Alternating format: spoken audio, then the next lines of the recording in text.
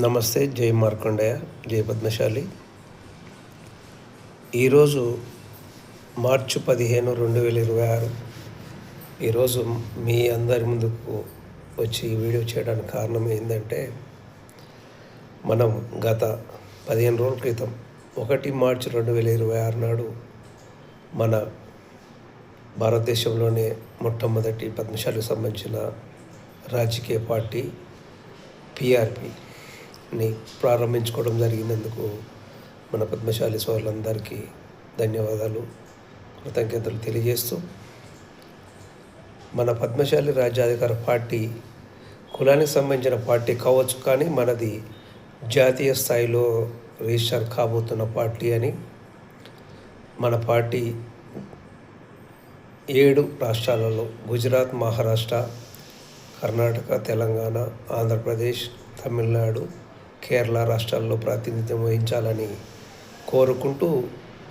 మనం 7 రాష్ట్రాల్లో పనిచేయడానికి కంకణబద్ధమై ఈ పార్టీని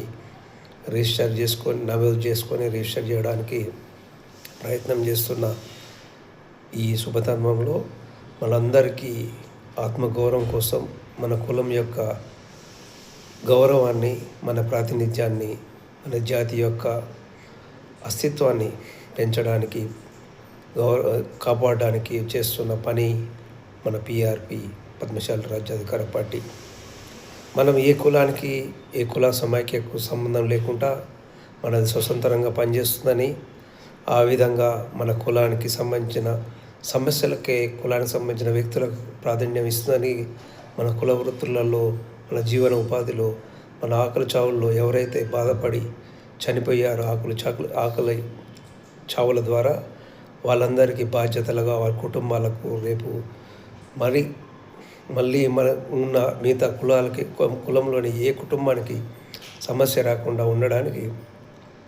మన పార్టీ పనిచేస్తుందని, ప్రతి పద్మశాలి సమస్యను మనం భుజాన ఎత్తుకొని సగర్వంగా వాళ్ళకు కావలసిన అత్యుత్తమమైన గౌరవాన్ని ఇవ్వడానికి పనిచేస్తుందని, దానికోసం రాష్ట్రంలోనే కాదు 7 రాష్ట్రాల్లో ఉన్న ప్రతి పద్మశాలికి ప్రాతినిధ్యం వహించడానికి మన పార్టీ ఆవిర్భవించిందని, కులాల రాజ్యాధికార పార్టీలకు మనకు సంబంధం లేదని, అవసరం అనుకుంటే మనము జాతీయ స్థాయిలో కానీ, రాష్ట్ర స్థాయిలో కానీ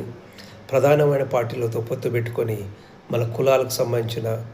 10 నుంచి 20 సీట్లు గెలిచి మనోళ్ళు సగర్వంగా అసెంబ్లీ కానీ, పార్లమెంట్లో కానీ పోవడానికి ప్రయత్నం చేసే పార్టీ అని చెప్పడానికి గర్వపడుతున్నాను. జై పద్మశాలి, జై భారత్.